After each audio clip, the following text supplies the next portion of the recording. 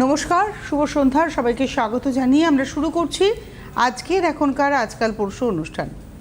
এই অনুষ্ঠানে যিনি উপস্থিত রয়েছেন তিনি হচ্ছেন অ্যাস্ট্রোলজার আচার্য অর্ণব ভারতী। অনেক অনেক স্বাগত আপনাকে। হ্যাঁ, নমস্কার।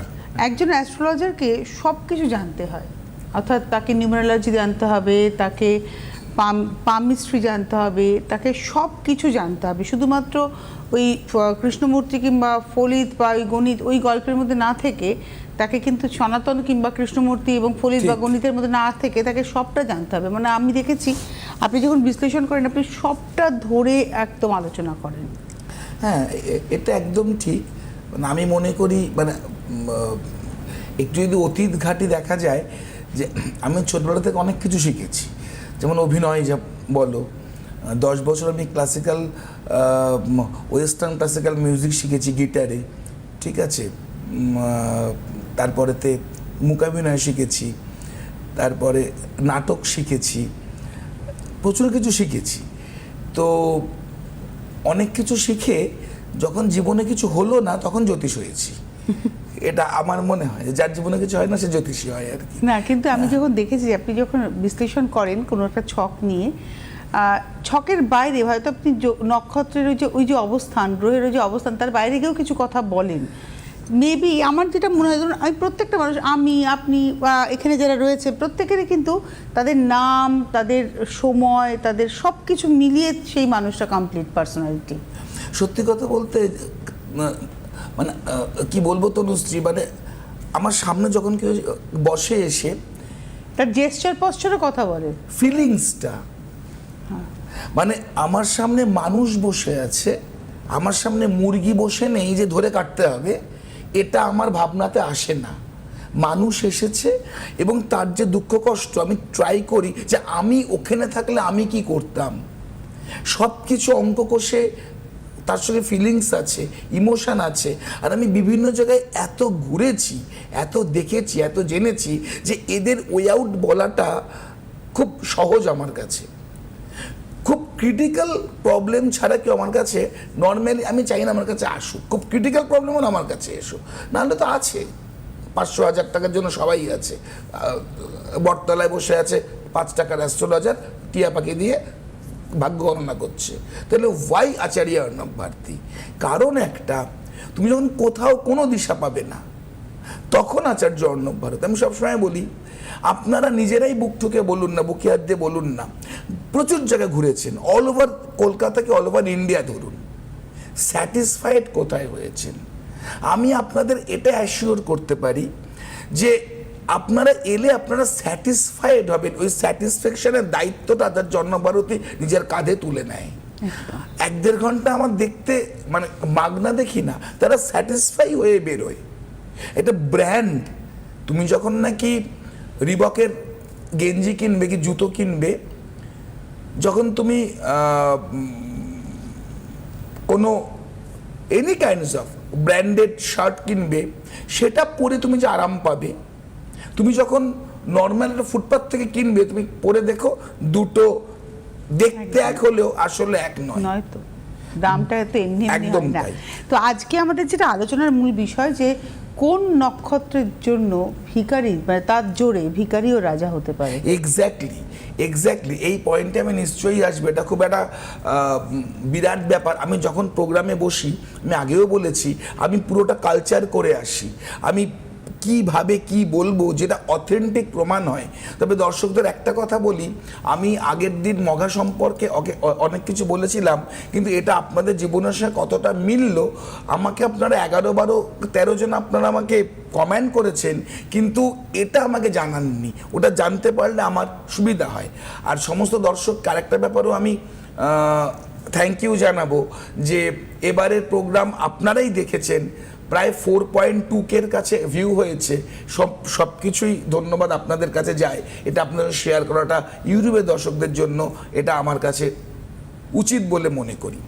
এবার দ্বিতীয় কথা বলি, যে প্রসঙ্গে আমাকে তনুশ্রী বলল। একটা কথা দেখুন দর্শক বন্ধু, প্রচুর মানুষ আছে যারা একটা সময় ফুটপাতে ছিল কিংবা নর্মাল লাইফ লিড করত, সেখান থেকে তারা বিরাট ওপরে গেছে। আর রাজা মানে যে অর্থে রাজা তা নয়, খ্যাতিতেও একটা মানুষ রাজা হয়, খ্যাতিতেও রাজা হয়। এবং প্রচুর প্রচুর কানেক্টিভিটি আছে, যে হয়তো একটা স্ট্রাগল পিরিয়ড যায়, বিরাট স্ট্রাগল যায়, কিন্তু আলটিমেট রেজাল্ট কিন্তু আপনারা সাফল্য পাবেন। যেমন আমি বলি রাজা হরিশ্চন্দ্রের কথা। রাজা হরিশ্চন্দ্র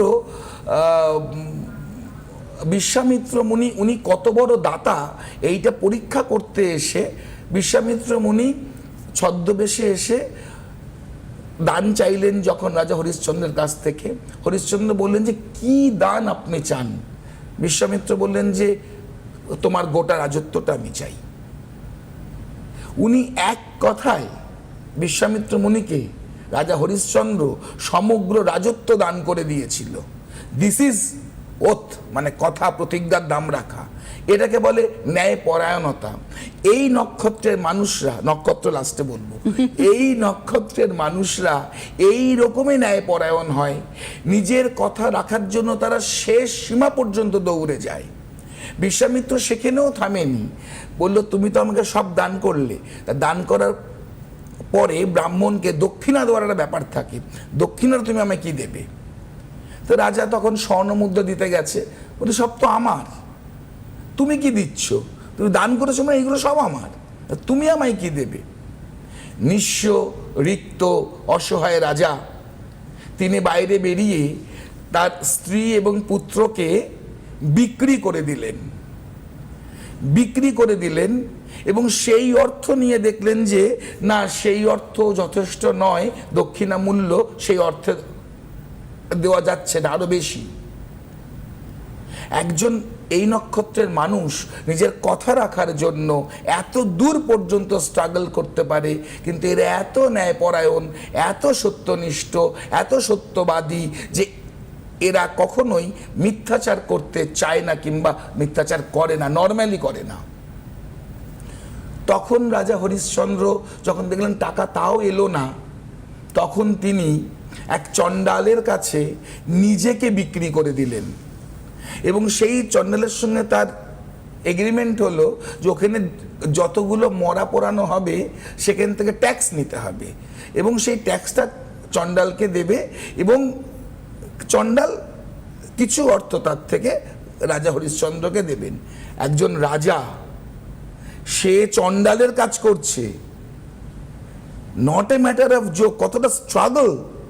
এই নক্ষত্রের জাতকদের কিন্তু এইরকমই একটা স্ট্রাগল পিরিয়ড একটা সময় যে কাটাতে হয়, কিন্তু ভেঙে পড়লে চলবে না, কারণ রাজা হরিশ্চন্দ্র ভেঙে পড়েননি। আফটার দ্যাট একদিন রাত্রে প্রচণ্ড বৃষ্টি হচ্ছে, তার মধ্যে তার স্ত্রী শৈবা, অ্যাকচুয়ালি শৈব্যা উচ্চারণটা, নর্মাল বাংলাতে আমরা শৈবা বলি, তো তার স্ত্রী শৈবা তার পুত্রকে নিয়ে শ্মশানে এলো। কেন? পুত্রকে পোড়ানোর জন্য, কারণ সকালবেলাতে ফুল তুলতে যে বিষাক্ত সাপের ছোবলে তার পুত্র রহিতাশ্ব মারা গেছে। এবার সেই বজ্রবিদ্যুৎ সহ রাতে হরিশ্চন্দ্র চিনতে পারেনি তার স্ত্রীকে, কিন্তু বিদ্যুতের ঝলকে যখন তার স্ত্রীর মুখ দেখতে পেরে চিনতে পারল যে আমার স্ত্রী এসেছে এবং শায়িত রয়েছে তার পুত্র রহিতাশ্ব মৃত, তখন মানে সন্তানহারা মায়ের কান্না, সন্তানহারা বাবার কান্না, হাউ হাউ করে কাঁদছে। যখন দাহ করবে তখন কিন্তু হরিশ্চন্দ্র বলল, দাহ তো করা যাবে না, আমি এখানে যে কাজ করছি তো নিয়ম আছে, আমাকে টাকা না দিলে, ট্যাক্স না দিলে এই দেহ দাহ করা যাবে না। কত বড় ন্যায় পরায়ণতার নীতি পুরাণে আছে, এবং বর্তমান যুগে এরকম মানুষ এখনো আছে, এখনো আছে, খুঁজলে আপনারা পাবেন, আমি নাম লাস্টে বলবো। দেন রাজা হরিশ্চন্দ্রকে শৈবার যখন কিছু দেওয়ার নেই, নিঃস্ব, পুত্র শোকে সে প্রায় পাগলের মতো, তখন সে বলল, আমার লজ্জার আধখানা আমি তোমাকে বিক্রি করতে পারি, আমার শাড়ির অর্ধেক ছিঁড়ে আমি তোমাকে দিচ্ছি, সেই দক্ষিণা মূল্য নিয়ে তুমি আমার পুত্রের দেহ দাহ করো। রাজা হরিশ্চন্দ্র বললেন হ্যাঁ তাই দিতে হবে। তুমি লজ্জা বিক্রি করছো, আমি লজ্জাই কিনবো, উপায় নেই, কারণ আমি প্রতিজ্ঞাবদ্ধ। রাজা হরিশ্চন্দ্র যখন নাকি অর্ধেক শাড়ি নেবে, সেই সময় বিশ্বামিত্র উপস্থিত হলো এবং দেবতার উপস্থিত হলো। বিশ্বামিত্র খুশি হলো, বলল সত্যি আপনার মতো দানী, আপনার মতো জ্ঞানী এবং এই স্ট্রাগল পিরিয়ড কাটানো বিরাট ব্যাপার। তো সত্যি আপনি অত্যন্ত সৎ, আপনাকে আমরা বর দিচ্ছি বলে রোহিতাশ্বর জীবন ফিরিয়ে দেয় এবং পুরো রাজত্ব ফিরিয়ে দেয়। এবার এই নক্ষত্রের জাতকদের একটা পিরিয়ড অফ টাইম এরকম স্ট্রাগল যায় এবং এমন স্ট্রাগল যায় যে তার ফ্যামিলি থেকে আরম্ভ করে সব জায়গাতেই একটা প্রচণ্ড একটা উথাল পাতাল অবস্থার সৃষ্টি হয়। কিন্তু এই নক্ষত্রের জাতকরা এত বিচক্ষণ, বুদ্ধিমান, প্রতিভাধর, চিন্তাশীল, স্ট্রাগল করতে পারে, কাউকে বিরক্ত না করে নিজের লড়াইটা নিজে দেয়। এই নক্ষত্রের নাম হচ্ছে শতভিষা। আচ্ছা, শতভিষা নক্ষত্র কুম্ভ রাশিতে অবস্থান করে, 24 নম্বর নক্ষত্র, মানে রাহুর নক্ষত্র। এবং শতভিষা নক্ষত্রকে দেখতে হচ্ছে গোল। রাহুটা কি অ্যাকচুয়ালি মুখ, কেতু হচ্ছে দেহ, তাই তো। তো এই যে মুখ মানে গোল, এই শতভিষা নক্ষত্র হচ্ছে শতভিষা মানে 100টা ভেষজ। অতএব শতভিষা নক্ষত্রের জাতক জাতিকারা ডাক্তার হবেই, এটা অনেকটাই কনফার্ম যে এরা ডাক্তারি পড়বে, শতভিষা ভেষজ নিয়ে পড়াশোনা করবে। এদের ক্যারেক্টারটা কিরকম হয় তনুশ্রী? এরা নর্মালি একটু চুপচাপ, একটু ইন্ট্রোভার্ট হয়, মাথায় বুদ্ধি যথেষ্ট থাকে, চিন্তা ভাবনা যথেষ্ট থাকে, কিন্তু এরা কখনো নিজেকে এক্সপোজ করে না, ভেতরে কি আছে এটা কখনো বলে না। তারা নিজের ধুনকিতে নিজের কাজ করতে ভালোবাসে এবং এই নক্ষত্রের মানুষরা একটু একা থাকা পছন্দ করে। ওই ভিড়ভাট্টার মধ্যে হই হট্টগোল না, একটু নিজেকে আড়ালে রেখে একটু নিজেকে সমঝে চলা, এটা খুব পছন্দের। এই যে রিসেন্ট যে NIIT পরীক্ষা হলো, কত ছেলে মেয়ে পরীক্ষা দিল, এবং এই যে এত ছেলে মেয়ে পরীক্ষা দিল, আলটিমেট খবরে কি বলল? প্রশ্নপত্র ফাঁস হয়ে গেছে, পরীক্ষার টোটালটা ক্যান্সেল হয়ে গেছে।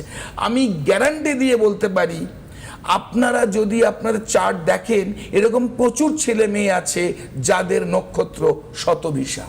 অর্থাৎ একটা স্ট্রাগল মানে একটা খুব ভালো রাস্তায় যাওয়ার পরেও হঠাৎ প্রতিবন্ধকতা তৈরি করে সেই জায়গাটা ডিস্টার্ব করে দেয়। যে ছেলেরা পড়াশোনা করে পরীক্ষা দিতে বসলো, তাদের কি দোষ ছিল? যারা দিনরাত খাটলো, তাদের কি দোষ ছিল? যাদের স্বপ্ন দাঁড় করালো যে এখান থেকে তারা বেরিয়ে আসবে, তাদের কি দোষ ছিল? কোনো দোষে সরকারের কি দোষ ছিল?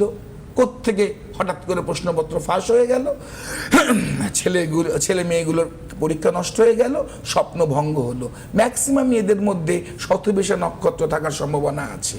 শতভিষা নক্ষত্রের লোকেরা ডাক্তারি পড়তে পারে, মঘা নক্ষত্রের লোকেরা ডাক্তারি পড়তে পারে, শতভিষা নক্ষত্রের লোকেরা অনেকেই আছে যারা রিসার্চ করতে পারে, গবেষণামূলক কাজ, মনোবিজ্ঞান, এরা মানুষকে খুব ভালো জাজ করতে পারে।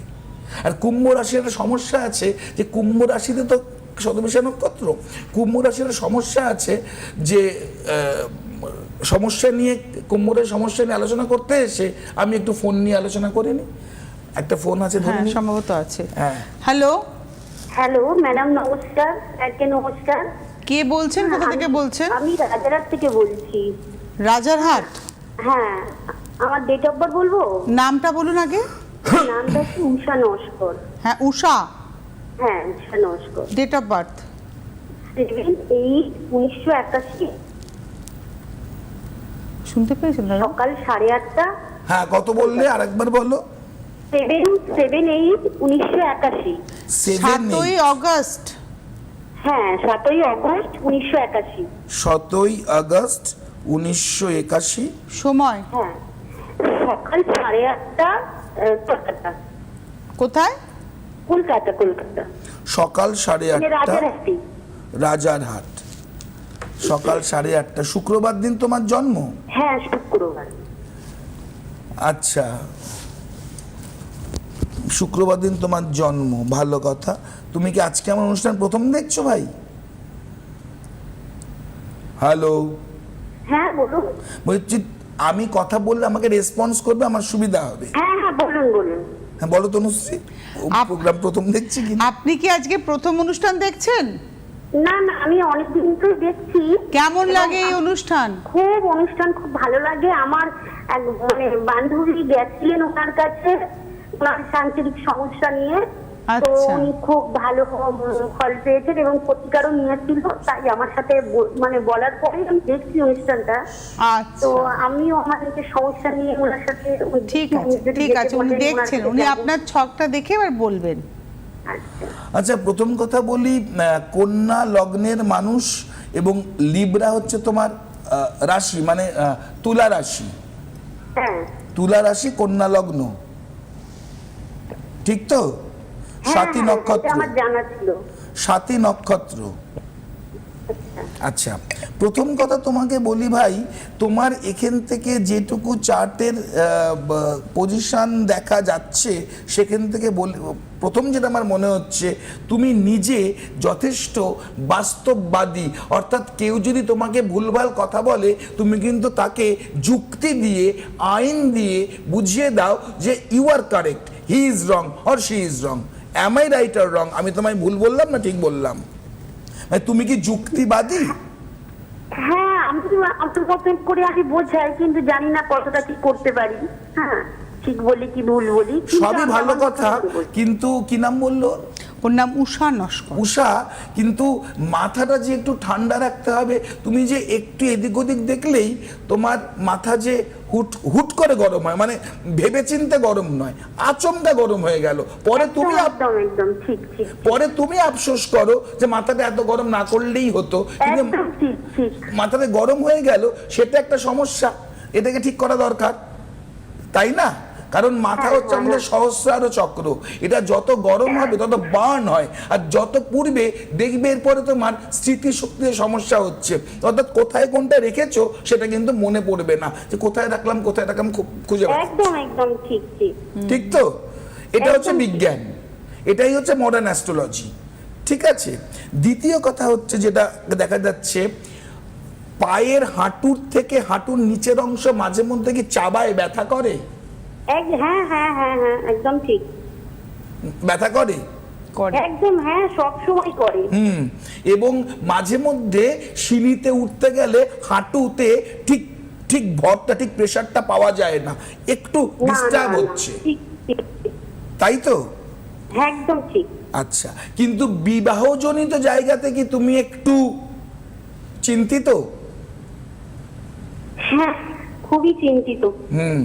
এবং বিবাহের জায়গাটা তুমি যে চিন্তিত, যেটা এখান থেকে আমি দেখছি, খুব ভালো করে দেখতে না পারলেও যেটা দেখা যাচ্ছে, এই বিবাহের ব্যাপারটা নিয়ে না প্রচুর ঝড় ঝাপটা গেছে তোমার ওপর দিয়ে, এলো পাথারি, যার জন্য মাথার দিক থেকেও তুমি অনেকটাই ডিপ্রাইভড, মানে হতাশ, কিছুটা মানসিক দিক থেকেও অনেকটা তুমি একটু একটু টেনশন থাকে সব সময়, মানে টেনশনে খুব ভোগো এই বিষয়টা নিয়ে।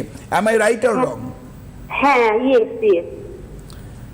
তোমার কর্মযোগের জায়গাটা দেখা যাচ্ছে, তুমি চাকরি করো কিংবা প্রফেশন কিছু করো? না না, কিছু করি না। স্ট্রেট ঘরে বসে আছো?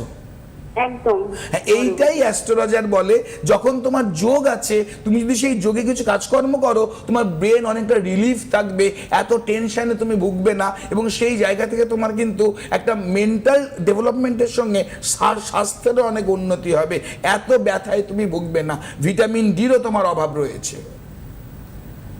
তুমি যদি কালকে চেক আপ করাও, আমাকে হোয়াটসঅ্যাপে জানিও, তোমার ভিটামিন ডিরও তোমার অভাব রয়েছে। আচ্ছা। চেক আপ করিয়ে বলো, এটা আমি ভবিষ্যৎ বললাম, চেক আপ করিয়ে জানিয়ে আমাকে হোয়াটসঅ্যাপে, আমি নেক্সট প্রোগ্রামে আবার বলবো। তা প্রশ্ন কি ছিল তোমার? আমি তো বললাম অনেক কিছু, আপনি উত্তরও দিয়ে দিয়েছেন।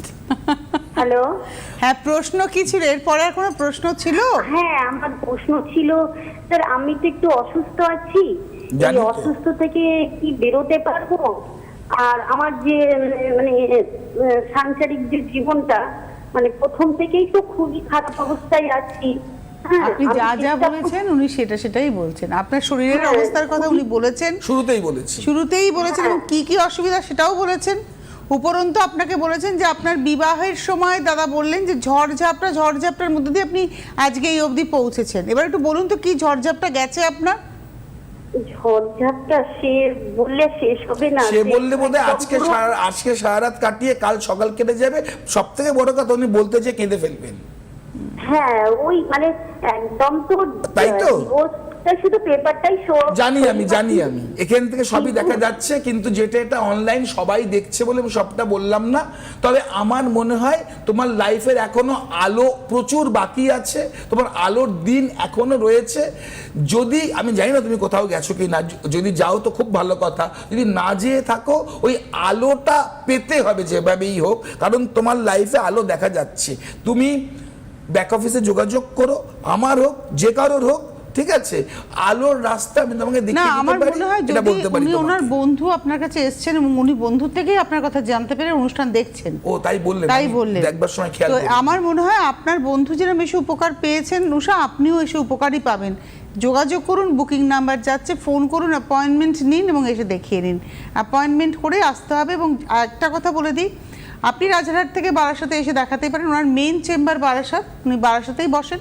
কিন্তু আপনাদের অনেকের অনুরোধে যারা দক্ষিণ কলকাতায় থাকেন তারা অনুরোধ করাতে দাদা এখন গড়িয়াহাটে, তাই তো? গড়িয়াহাটে একটা চেম্বার আছে, যদি আপনারা আসতে চান ওখানে অ্যাপয়েন্টমেন্ট করুন, দাদা গড়িয়াহাটে এসে। এবং সব থেকে বড় কথা 27 তারিখে ঈদ উল ফাতে রয়েছে। তো যেহেতু এটা একটা অনুষ্ঠান, আমাদের ভারতবর্ষের অনুষ্ঠান, তো সেই হিসেবে আমার কিন্তু এই হিসেবে আমি সবসময় এই ধরনের জায়গাতে আমি আমার তরফের একটা ডিসকাউন্ট দিই। তো ব্যাক অফিসে ফোন করে জেনে নিও যে ডিসকাউন্ট দিয়ে তোমাদের কিংবা আপনাদের কত পড়বে, সেরকম করে যদি মনে করো তোমরা আসতে পারো। তবে সেটা কিন্তু শুধু 27 তারিখের জন্য, অন্য কোনো ডেট নয়। যে 27 তারিখে দেখাবে তার জন্য এটা আমি বললাম। আচ্ছা, এবারে আমরা একটুখানি চলে যাই যে আলোচনায় ছিলাম, আমরা আজকে শতভিসা নিয়ে কথা বলছি। হ্যাঁ, এবং এই শতভিসা নক্ষত্রে এই যে স্ট্রাগল। তবে একটা কথা বলি দাদা, এই যে আপনি সাথী নক্ষত্র এই মেয়েটির, আপনি ছবির মতো বলে দিলেন ওর জীবনটাকে। তনুশ্রী, আমি তোমাকে বলি, আই এম নট স্যাটিসফাইড। আমি এই রকম বলে স্যাটিসফাইড হই না, আমি লিখে দিই। এই যে আমি আজকে এটা নিয়ে, তুমি বললে বলে আমার মনে পড়ে গেল, ভুলেই গেছিলাম। আমি এরকমভাবে একটু জুম করে দেখানো যাবে এটাকে? খুব ভালো দেখা যাবে না, তবুও যদি দেখানো যায়। মিডল ক্যামেরাটা, আচ্ছা, এই দেখুন, আমি উপরে নামটা শুধু চেপে রেখেছি। এরকম করে আমি গোটা জীবনটা না এরকম লিখে দিই। আমাকে আমার চেম্বারে আসার আগেই আমি এরকম লিখে দিই। ব্যাস, ঠিক আছে, থ্যাংক ইউ। আমার চেম্বারে আসার আগেই আমি জীবনটাকে এরকম করে লিখে দিই, যেমন আমি বললাম, এবং মিলবেই। আমি পড়াশোনাটাই করেছি সেইভাবে এবং জ্ঞানটা অর্জন করেছি এইভাবে, যেটা মিলবেই। আর সব থেকে বড় কথা, রবি ঠাকুরের দেশ, অনেকেই বলতে পারেন যে ঈদ উল ফাতেতে আমি কেন ডিসকাউন্ট দিচ্ছি। আসলে চার্ট আমাদের কাছে মানে যাকে বলে ইউনিভার্সাল। যে কোনো ধর্মের লোক আমার কাছে আসতে পারে, কারণ কবি এখানে অবশ্যই বলেছে যে এসো হে আর্য, এসো অনার্য, হিন্দু মুসলমান, এসো এসো আজ তুমি ইংরাজ, এসো এসো আজ তুমি খ্রিস্টান, এসো ইংরাজ, সামথিং এরকম কিছু মাথায় আসছে। এসো অনার্য, হিন্দু মুসলমান। আমাদের হাতে আজকে আর সময় নেই, একদম বিদায় সময় নেওয়ার নেই। পালা। আপনারা যোগাযোগ করতে থাকুন হেল্পলাইন নাম্বারে। সকলে ভালো থাকবেন, সুস্থ থাকবেন। নমস্কার। নমস্কার।